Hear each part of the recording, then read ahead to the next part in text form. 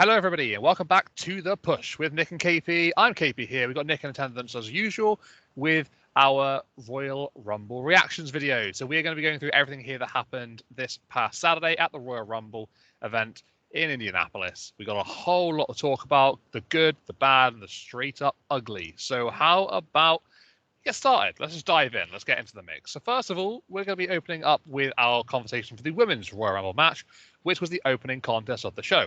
And we had a Royal Rumble match that honestly will, you could say that it's got its highs and its lows, that's for sure.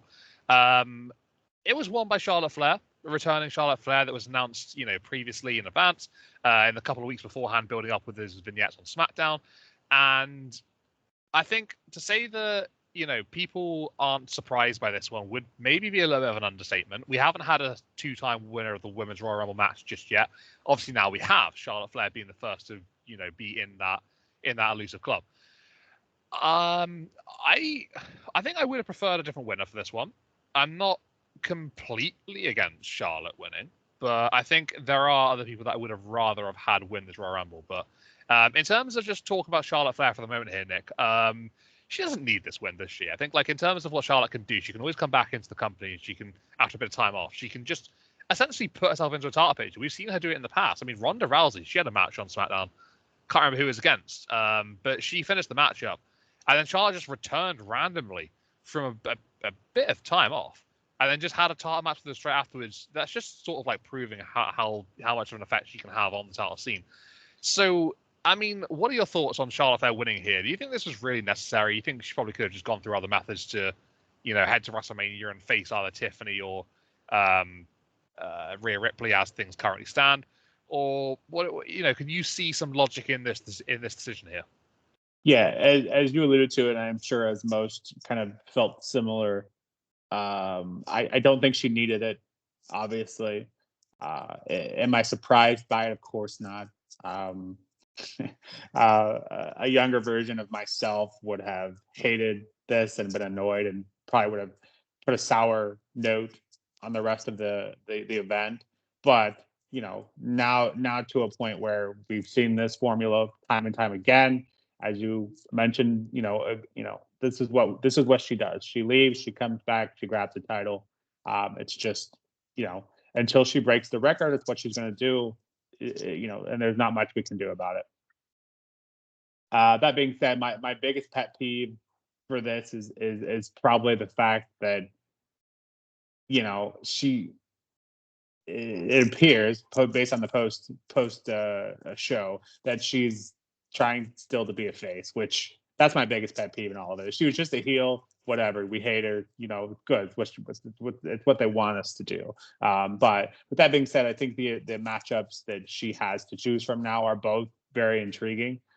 We either get the repeat of Rhea and Charlotte, which was, honestly, in my opinion, one of the best women's matches of all time a few years ago at Mania. So I'm happy with that. And then, or getting her with Tiffy. And I think what better way to elevate her than to let Tiffy get a win from her, whether it be at Mania or maybe a rematch, something to get that under her belt. Regardless, getting her on the same page with Charlotte will be a great opportunity.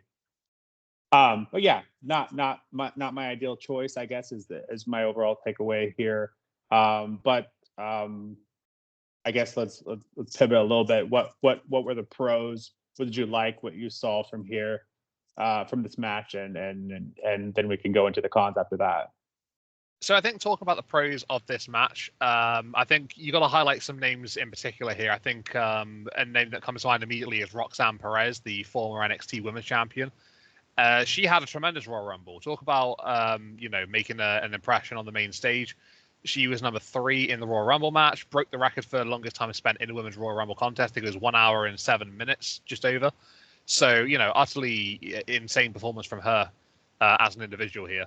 And I think she's definitely up there as one of the pros of this Royal Rumble matchup. Just, she is the prodigy. That's literally what her gimmick is. She is the future of women's wrestling. She can offer a whole lot going forward for the company because she is that good.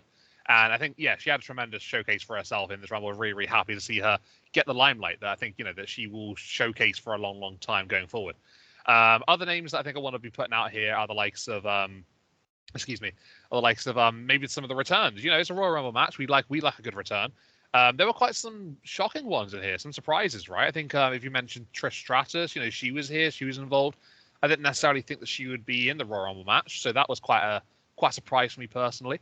And then also Nikki Bella at number 30, you know, somebody who's been through quite a lot this year, not going into details or anything, but she has, she's come off the back of that, and she's looking to to return to wrestling, which is obviously, you know, where she made her name famous. But I mean, hey, you know, fair play to Nikki Bella being number 30.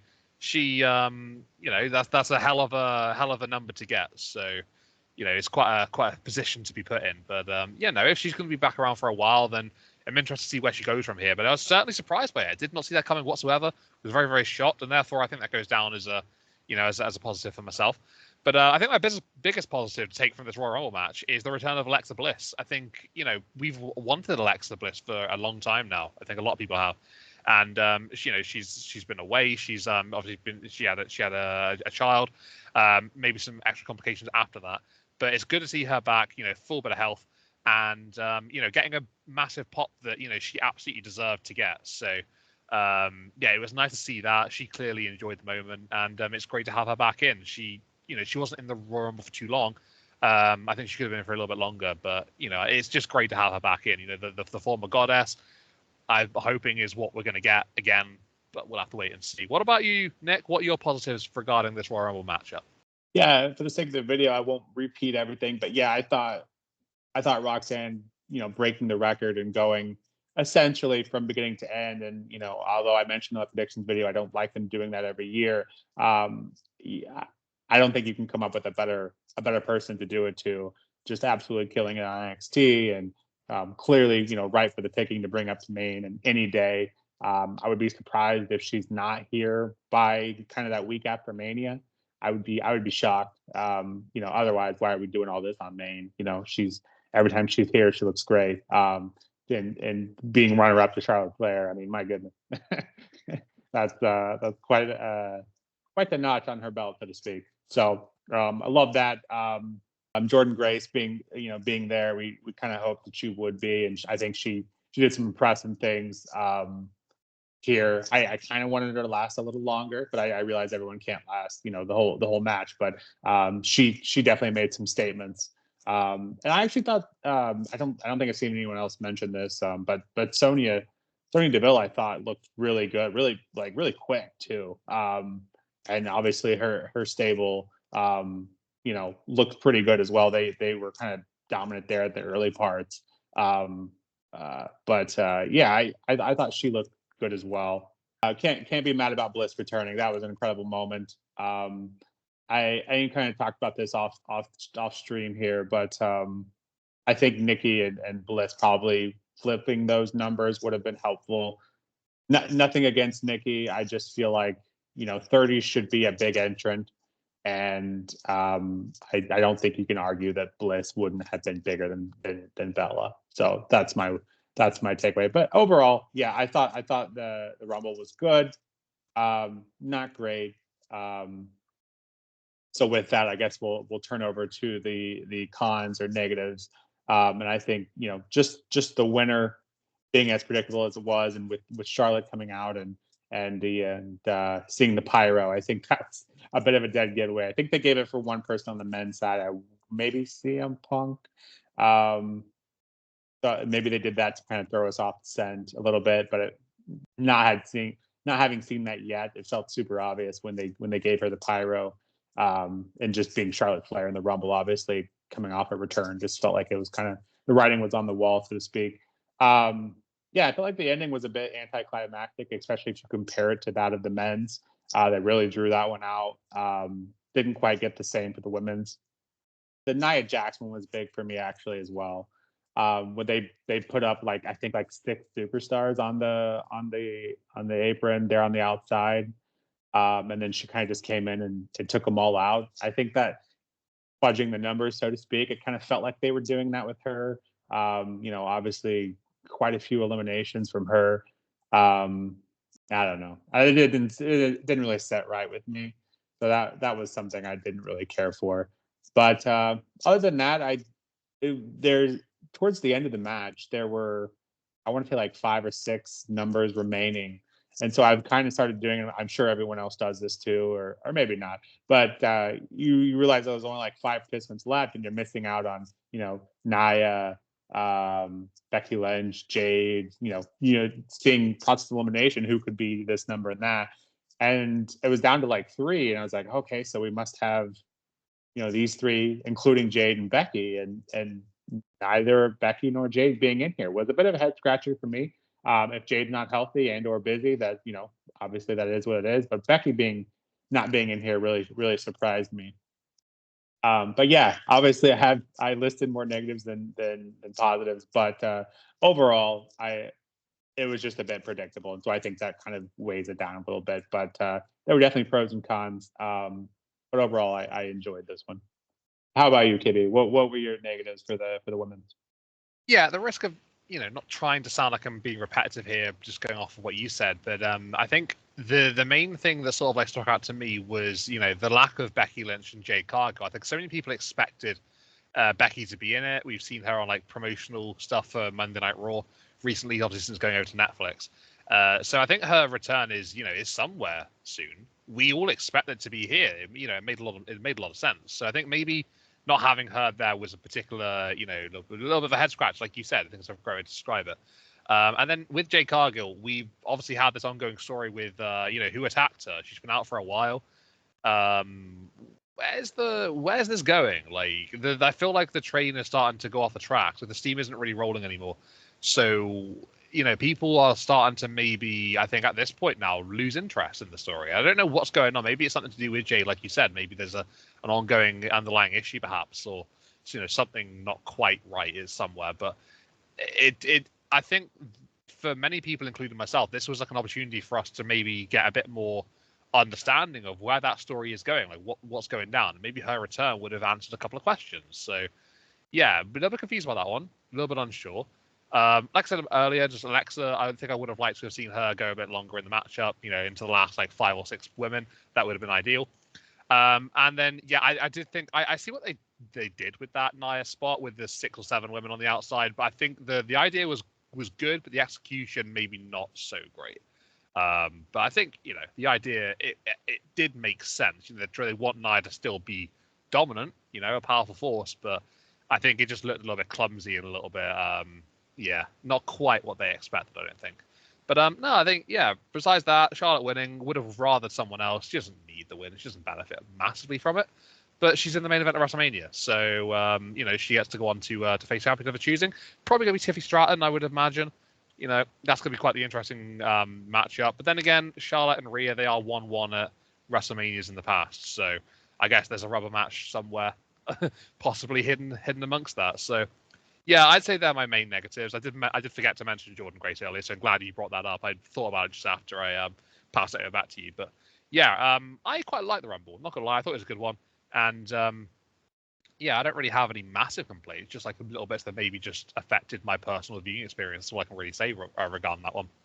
Yeah. So with that, I think maybe we'll have an underlying theme. Where the match was good, but the winner maybe not one that would be our preference. So maybe we'll revisit that later on. But with that, I guess we'll move on to the tag match then. Absolutely, and that was obviously going to be for the WWE Tag Team Championships. We had DIY, Tommaso Ciampa, Johnny Gargano. They would defend against Motor City Machine Guns, Alex Shelley, and Chris Sabin. So this was a match that I think a lot of people were looking forward to, including myself, because this just on paper looked to be absolutely tremendous. These 4 can go when they're put under the bright lights. 2 out of 3 falls match. It just made sense to me. This could be a potential show-stealing contest. And I think that could have been the case here. I really think it could have been. The first 2 falls were pretty nice in terms of my perspective.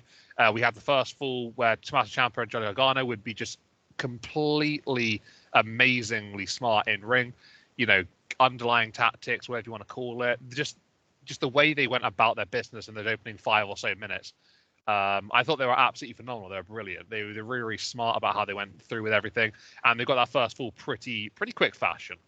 Motor City Machine Guns, then obviously they would rally back. They would, have a tremendous next 10 minutes or so after, getting past the early offense of DIY. And they would start to showcase why they are such a credible threat. And, they are the former WWE Tag Team Champions, after all. They would get a 1-1. And then it would be towards the late stages where I thought the match really picked up another notch. It started to get to a point where I thought, right, this is where it's going to really get going. And this is this is exactly what I saw coming going into this one. And then we saw a masked figure on the apron. It was Montez Ford of the Street Profits. Didn't really clock it at first, but then eventually realized once probably we all did. And yeah, they were attacking Motor City Machine Guns. At first, I was like, what on earth? Wait, are they going heel? Like, this doesn't make any sense. They got attacked by DIY, apparently, so we know. And then, yeah, obviously I got sent for a hot dog by that one, clearly, because afterwards they would then attack DIY as well once they would pick up the victory. So obviously DIY, they're just a target of Street Profits. Street Profits want to go after them. They want to take titles from them.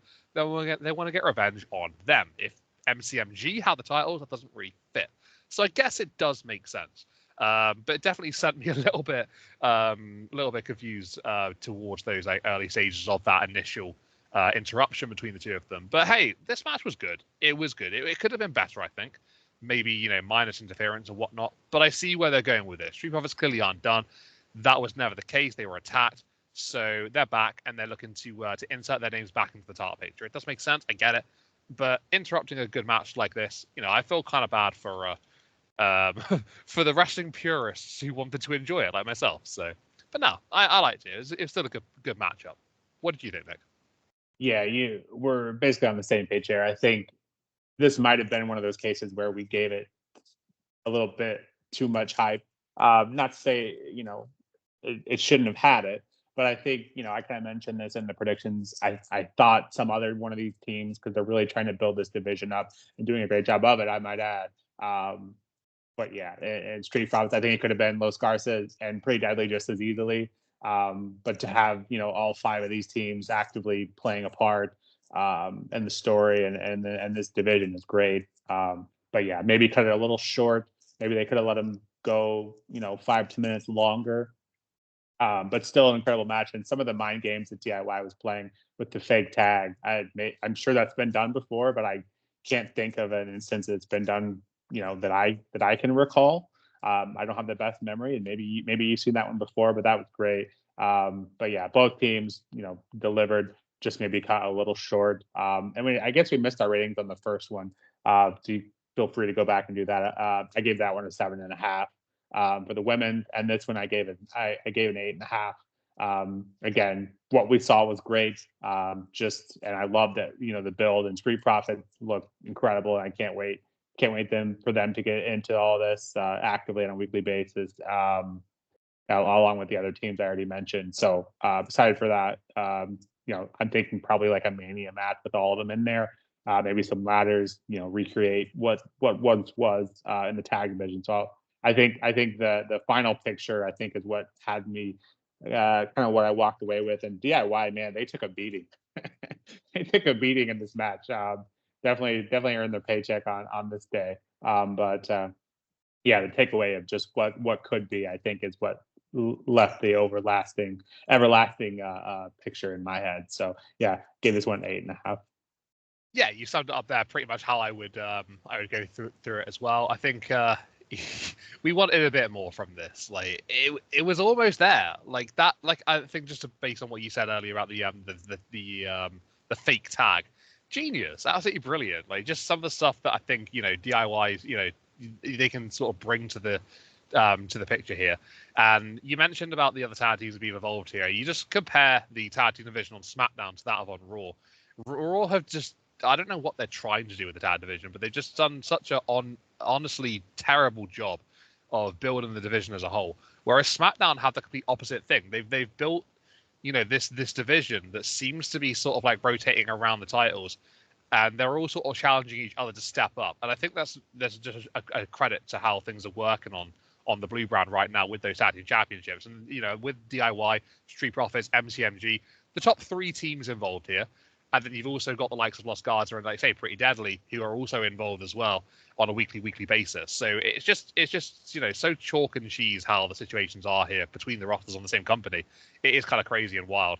One roster has so much depth and one roster doesn't. But it is. I get why they popped Street Profits in and evolved here.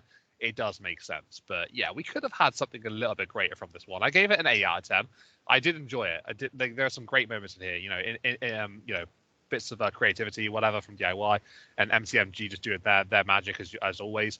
I really did enjoy it. I really, really did. So yeah, I'd give this one an 8. And yeah, would have loved to have seen it with no interference. But then again, we will never know how that would have gone down. Okay, so I guess now move on to our next matchup bit conversation.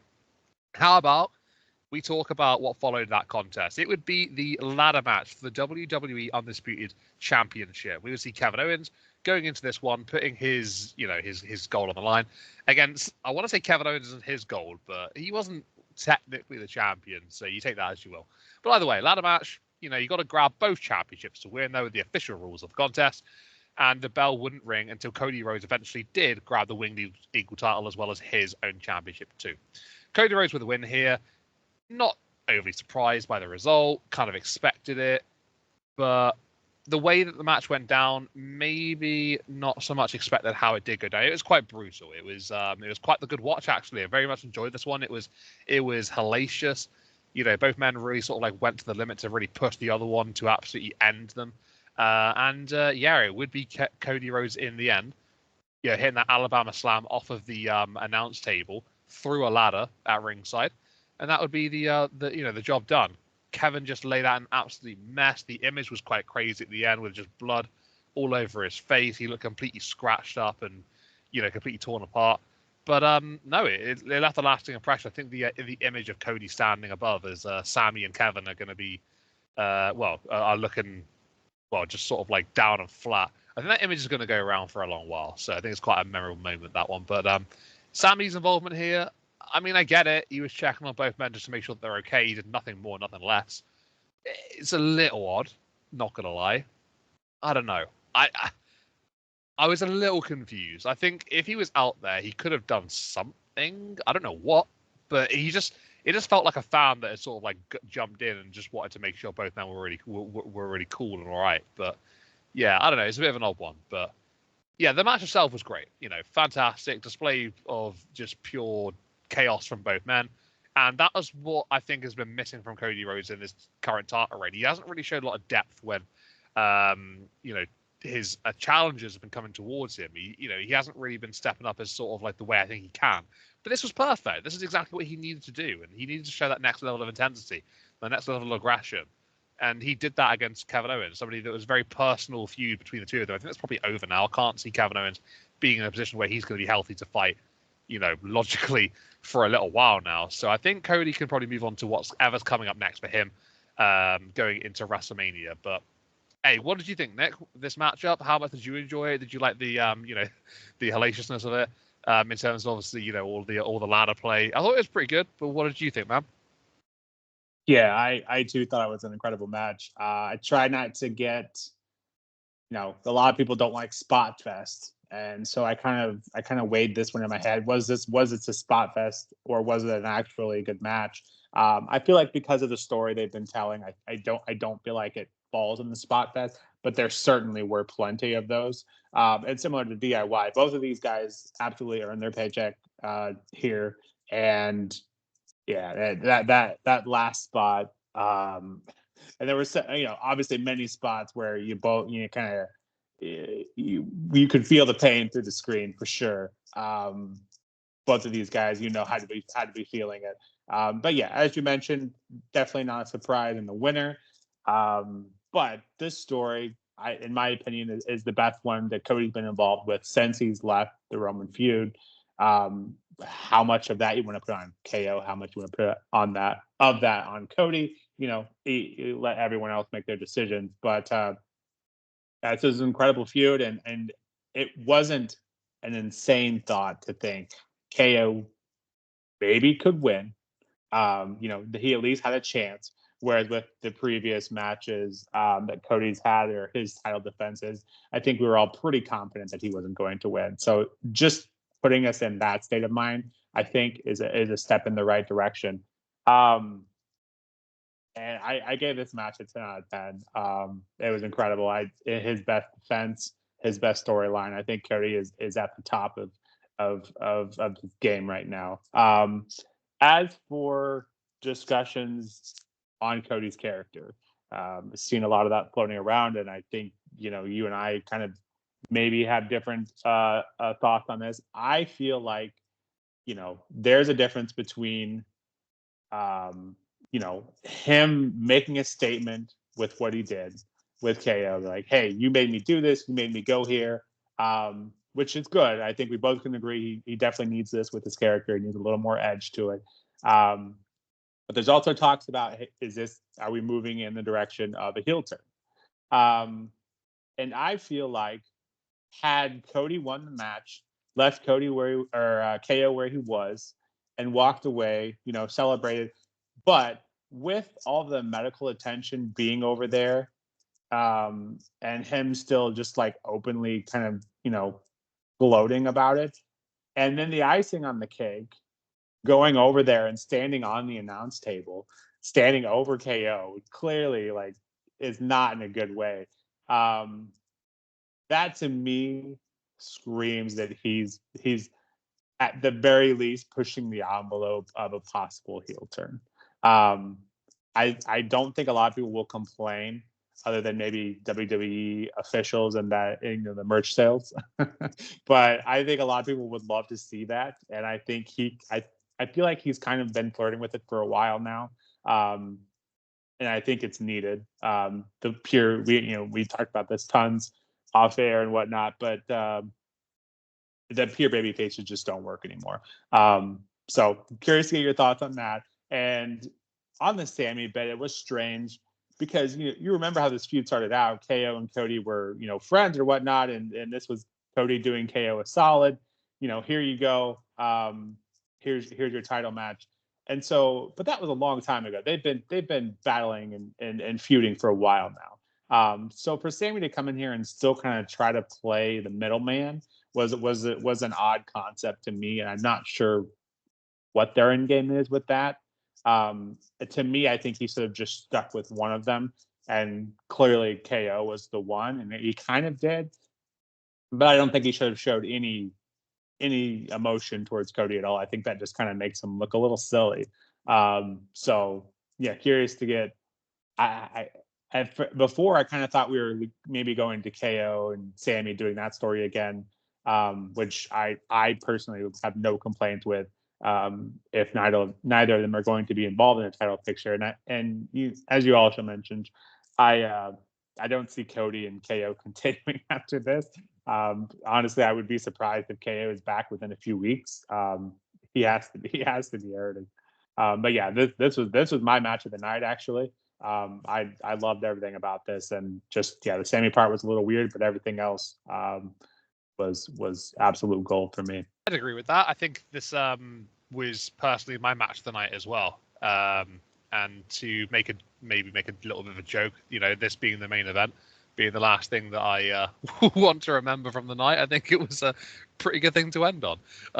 But no, in all seriousness, yeah, I think with the whole heel turn discussion, I'd like to think that he will be going down that route. I think that it would definitely add an extra sort of like bit of depth to his character.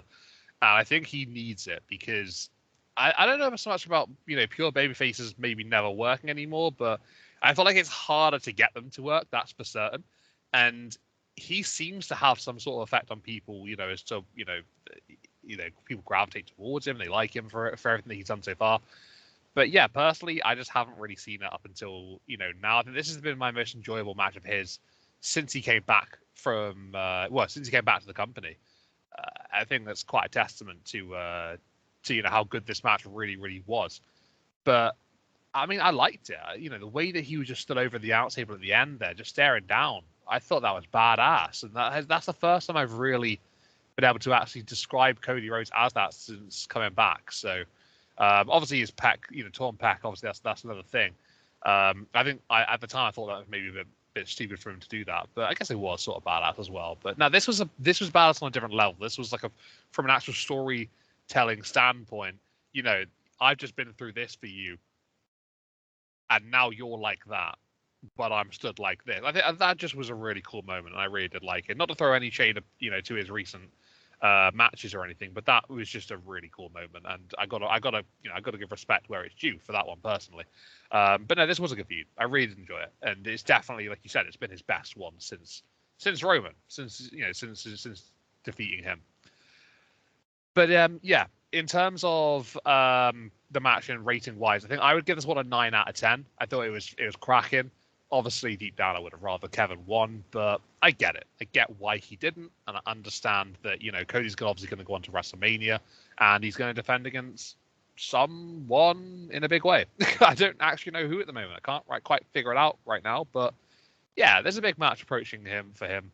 It'll be about a year or so with his title reign at that point, so, that's how it goes, I suppose, right? Just throw it back over to you, Nick. Anything else you want to add on this one before we go into the men's rumble, which did take place, as much as I really don't want to admit it did?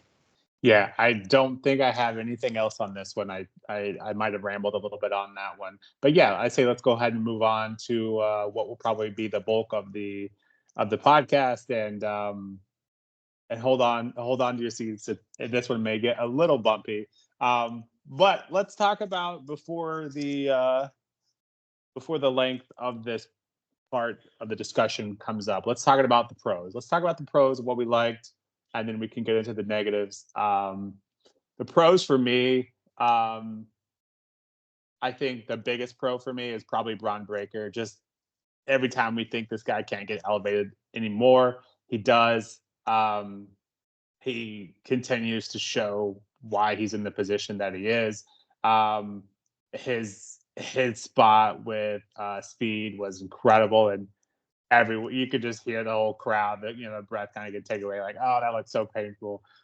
Props to him for doing it, and I thought he was rather entertaining for the short time he was in there. And Braun delivering just has to be like a top 10 spear of all time in the Rumble, at least, if not of all time. Jacob Fatu continuing to kind of solidify his legacy. He looked incredible, had some incredible spots in there as well. And then Penta, I thought, did a pretty good job as well, minus the botch that never happened. The announcing team told us it didn't happen. It was absolutely not 2 feet. It was 1 foot. So let's not confuse that. And then Roman, of course, looked pretty dominant. It had one of the loudest pops of the night, in my opinion. I think only being probably beat out by Joe Hendry in the men's side. And then overall, I think Alexa, I think all three of those were up there, but I think those are definitely the top three. Yeah, I think those are my key takeaways that I liked from this one. I love John Cena's work. John is just he's having the time of his life right now, and you can tell. He just does he overact a little bit sometimes, yeah. But you can just tell he absolutely loves what he's doing, and he's doing this tour. I think that goes without saying. He's doing this tour for us, the fans. And he's just loving every minute of it. Results and post conference, maybe he's taking a little bit different view, but just during the entire Rumble leading up to the end, you can just tell he's absolutely loving what he's doing right now, and we'd love to see that. And a controversial figure at best, you could say, throughout his career, but I think everyone is certainly on Team John now. So, all right, KP, what were your pros? And then we can get into the lengthy part of this discussion. Honestly, my pros are basically everything you've already covered. So I guess kind of makes it quite easy for me here. Just want to double down on the I Show Speed segment with Braun Breaker, because that was just brilliant. At first I wasn't really, happy the fact that, Speed was going to be in the Royal Rumble match. Obviously there's a spot they could have had for, a wrestler, a WWE superstar, like Akira Tozawa, who was taken out, and obviously Speed came in his place. But no, it made for a great moment. It's made for, one of those moments I think will be remembered for a while. Speed getting absolutely butchered by a spear from Bron Breakker, who is, being very, very impressive in his own right recently. So I got to give him kudos for that. Joe Hendry, obviously, that's a top positive for me personally. I just thought that, his reaction, just sort of like basically just made a statement, really. People sort of like maybe lost a little bit of belief in him, I guess you could say. And it's been a little while since he's really sort of been relevant around like the WWE scene. But obviously, being the TNA Knockouts champion, that's obviously very, very different. He's killing it over there. But he is signed to TNA. Now they've got the merger thing; it makes things so much easier. And it's going to be interesting to see if like he just makes some appearances going forward as well. Still in WWE, but obviously being TNA champion, that's obviously another thing coming. He's got his own busy schedule. And then just sort of like some of those pops as well. I thought just adding on the Seth Roman Punk, that sort of like mesh of entrances and like them meeting all in the Rumble at the same time. Well, that was kind of a cool moment as well. I quite enjoyed those three having that moment. And yeah, I thought that was a pretty fascinating time for sure. I think that's essentially where my pros sort of end. So just weigh it back to you a second, buddy, for the cons. So how about you take the lead on this one, and then we'll go from there. Yeah, so I was kind of gonna. I think there are a few like kind of double-edged swords here, kind of pros and cons. One of which was the Roman Punk and Seth kind of that moment, both inside the ring and outside the ring, to me was bigger than the entire Rumble. Obviously, just because of the pure star power you have with those, but because when they were eliminated and very kind of quick fashion, meaning like within a very small time period, all three of those guys being eliminated was jaw dropping as much as the ending was to me. But then like it felt like it was a good 5 minutes of stuff outside the ring, and the camera's focusing on them too, because that was such a huge moment that I think, me personally, like, oh yeah, we still have a Rumble. And I think the announcers actually alluded to that as well. We still have a Rumble to finish, because the guys outside the ring it was such a big deal. And, has me salivating at the thought of those three, maybe this being a Mania feud. But I think it also speaks to the volume of like, maybe we made a poor decision in our winner here. And a couple other, with the double-edged sword bit, being that this match, and I think we mentioned on the predictions, was that this match could be one of the most stacked, and I think it was. I think it was, if not the most stacked match. It was definitely one of the most stacked men's matches we've ever seen in the Royal Rumble. But I feel like we also missed out on some returns. I think we talked about Big E, and I said that's probably wishful thinking. Obviously, that didn't happen, but didn't really get any other big returns outside of Joe Hendry and AJ Styles. And AJ Styles, he's been gone for a bit, but even that, wasn't too surprising. I think we kind of wanted him to be there. And I mentioned on the predictions video, I said Ludwig Kaiser returning, but I meant Ilya Dragunov. Goldberg was in the works, and then I think the biggest kind of omission was probably Randy Orton. If he's not healthy, that's fine. That's always our first take, is to make sure that they're healthy before returning. But for him not to show up in either of the the Cody KO match or the Rumble was a bit shocking. So maybe he's having a hard time with it. I think we've mentioned this before, but I don't actively seek out that kind of information on them unless it just happens to appear in my feed. But certainly don't go looking for it. So maybe he's just not healthy yet, or maybe they're pushing this off a little further. So with that, the elephant in the room being the winner of the Rumble. And with that, I will pass that over to you, KP. Let's hear your thoughts on that. Okay, so I'm going to do this in a way that doesn't make me sound like a complete savage animal, and I'm going to try and break it down as professionally and as appropriately as I possibly can. So I will just be completely point blank honest here. Jey Uso winning is a terrible decision. It's just absolutely horrific. Like, when you look back at the winners of the Royal Rumble recently for the men's division, you look back on the winners, you look at Cody Rhodes the last couple of years. Yeah, sure, I didn't agree with those, but in all fairness to Cody Rhodes, at least he had, at least he has some wrestling credibility to his name. And, on the microphone, he's actually not so bad, like, sometimes. Like, he can be good. With Jey Uso, I don't see any single aspect of a main event star in his name, and he has the nickname Main Event Jey Uso. I don't understand it. Yeah, sure, he gets a lot of people waving their arms up and down like idiots for about 5 minutes before every match, but like, I'm not being funny. There isn't anything that he does on a day-to-day basis that anybody else on the roster can't do. Like, even the move that he does off the top rope, the splash, is the most basic move off the top rope because he just falls on his opponent. Yeah, sure, he gets some jump, he gets some leverage. But, I mean, come on. This guy offers nothing. He really, really doesn't. And to have him win the Rumble, they're just throwing anybody in the Royal Rumble winners now spot now, aren't they? We had Brock Lesnar a few years ago. That made sense, didn't it? We had Edge before that. Did you like that one? Then we had Drew McIntyre. Oh, ding, ding, ding. An actual decent winner. Well, 1 in 5 years ain't so bad, I suppose, is it? Not completely terrible odds. But hey, look, I don't want to go too crazy into this because I'm clearly not a fan of Jey Uso. Like, he's a great tag team wrestler. Don't get me wrong. Him and his brother, they're great together. They're basically the same moveset, so it blends perfectly. In fact, it is the same moveset. They don't offer anything different to each other. Let's put it that way. But when you've only got 4 or 5 moves, how can you possibly main event WrestleMania? After seeing what he did last year against his brother in a WrestleMania match, did they really look at that tape and go, we can get more super kicks in next year, guarantee it.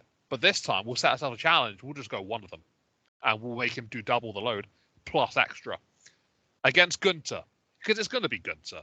I haven't seen the press conference afterwards, the post show, but apparently he's basically said that he's going after the World Heavyweight Championship. It's not a shock. He's already lost to him twice, but apparently we're going to get it again. Great, let's do it. Let's run it back because it's a tremendous contest. The man's got an absolutely beautiful spear on him as well, because he does such a good job of hitting that at Saturday Night's main event.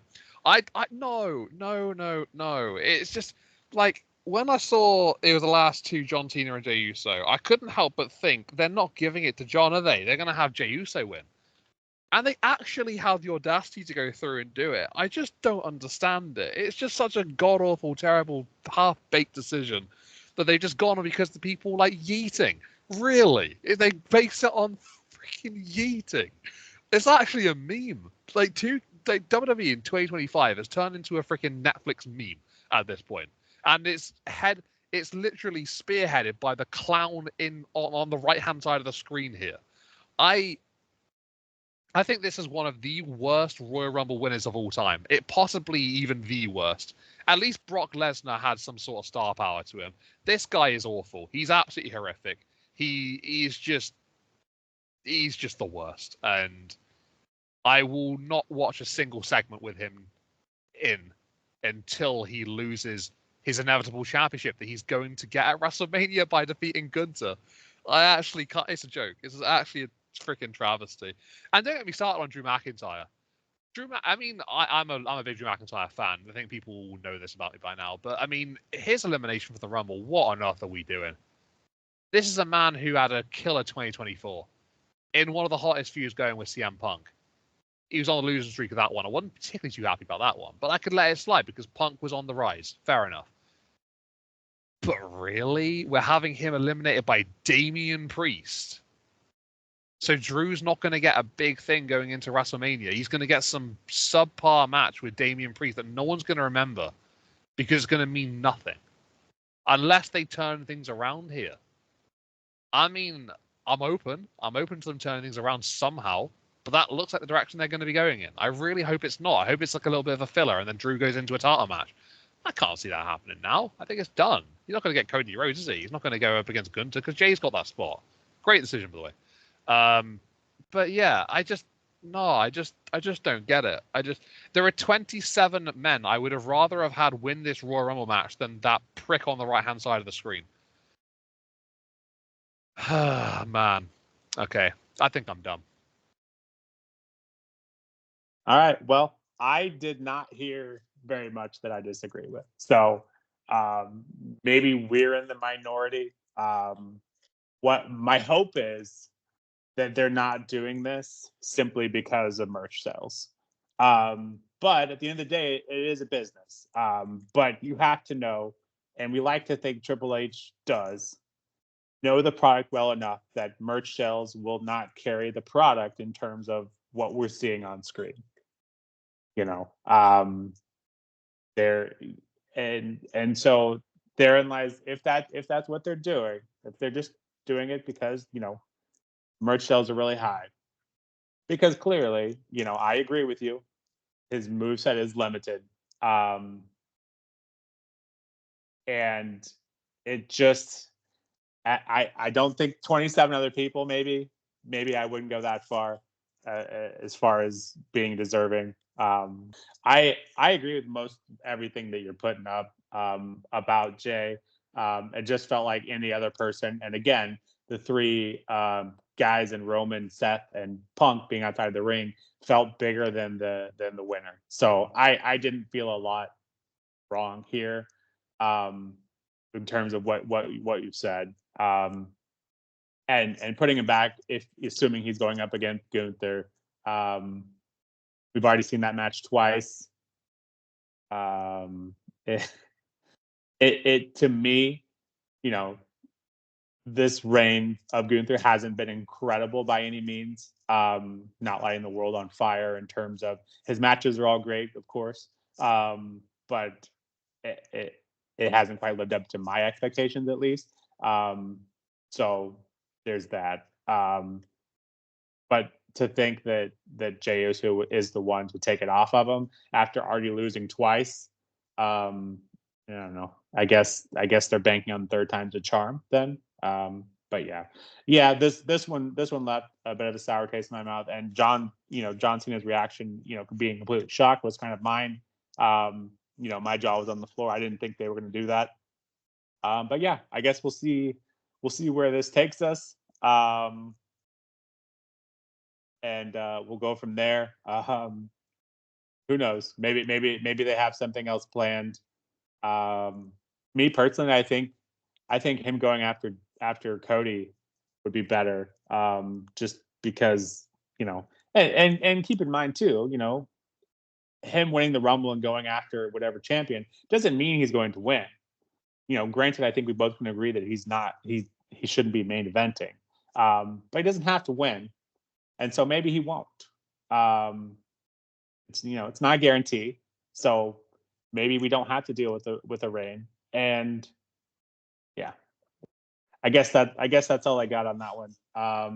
It was a bit of a sour taste, and I kind of thought, like I mentioned in the predictions, I thought CM Punk winning seeing that at the end would kind of be a sour taste, but this one was worse than I think that one would have been. So yeah, overall, the match itself was great. And I agree with all the bits on the Drew McIntyre too. Dude's absolutely killing it. And every time you feel like he can't be stopped in terms of his momentum, um, they put a hard stop to it. And you know damn well my opinions on Damian. So I hope that's not what they're doing. But it does appear that might be the path they are taking. So yeah, and if we're getting Roman, Seth, and CM Punk, I'm sorry, that's going to be bigger than any main event, men's or women's, that they're going to put on. So, um, yeah, this is a bit of a botched ending. I will agree to that. But I guess we'll just have to wait and see what they're going to do with it. And his post show conference with Jay, he's basically, because I know you're not going to watch it. He's basically yeeting and calling everyone oos during the entire thing. It's a little cringe. I'm not going to lie to you. I don't hate him near as much as you do. I just don't think he's not worthy. I just do not think he's worthy of being in the spot. So, Yeah, we'll see. We'll see. I guess elimination chamber who we get out of those, but maybe those winners will be a little more promising than the two we've seen from the Rumble matches here. But again, overall, the match I thought was great. I like a 9 out of 10 would have given it that. But then the winner just, yeah, it was a poor decision for sure. So I'll bump it down to like a 7.5, I suppose, for that. Um, but yeah, I think we covered all the pros and the cons in depth. Definitely the cons. Um, but yeah, I think this is probably the last year we'll see the Rumble on one night. I think next year it'll probably be on two. So maybe we'll see how that if that goes any better next year. Um, but yeah, any other thoughts on this that you haven't already hit, KP? In fairness, I didn't say my rating, so I will say my rating now. I gave this one a 3 out of 10. Great. Let's do it again. No, I don't know. Next year I can't wish fast enough, but honestly, at this point, the Rumbles just don't excite me anymore, I don't think. I don't remember the last time I really, really enjoyed a Rumble win on the men's side. You're going back to 2020, 5 years ago. It's just a long time ago. It's just been pure mediocrity ever since then. So, yeah, I don't know. It's one of those weird ones. Like the women's one, Bailey, yeah, her winning last year was great, but I feel like you're trying to hold on to something that the Rumble now is just, I don't know. I just don't get the vibe anymore with it. I used to absolutely love it, but the last few times I've come off the back of it thinking, ugh, this one is not just an ugh. This is a good Lord of mercy. Please just end everything right now. But no, it is what it is. It's fine, whatever. Let's move on. I don't want to put a dampener on too much. Guys, this has been The Push with Nick and KP. Do you agree? You probably don't. You probably love your yeets. Don't you? Admit it. You love it. Why? I don't know. You probably do. For those of you who don't, you're the real ones.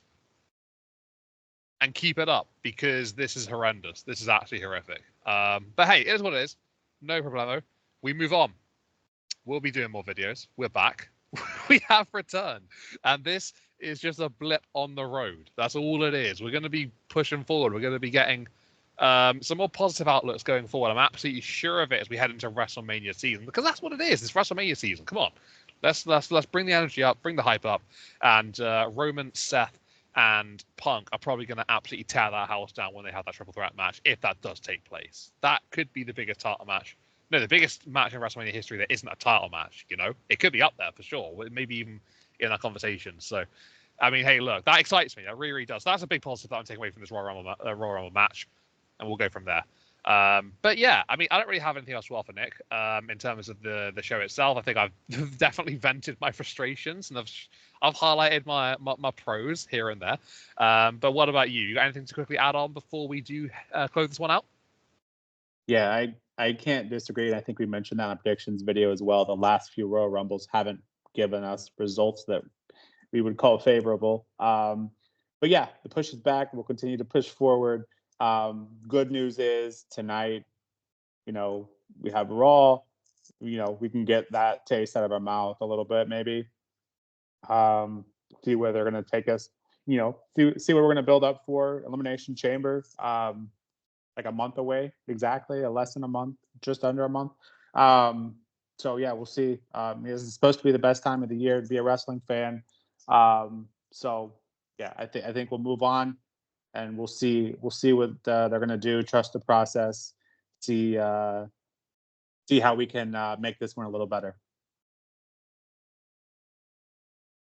Things will get better. They absolutely will. WrestleMania is a great time, so just one bump on the road. That's not too much. We're still pushing forward, as Nick said, so I like that. Guys, let us know what you think. If you disagreed, if you agreed with anything that we said here today, please let us know in the comments. If you like what we're putting out, please hit a like and subscribe to the channel. That'd be amazing for us. We're trying to grow as much as possible, so yeah, any support is very, very much appreciated. But for now, this has been The Push with Nick and KP, and we'll see you all in the next one. Take it easy, guys, and we'll catch you again very, very soon.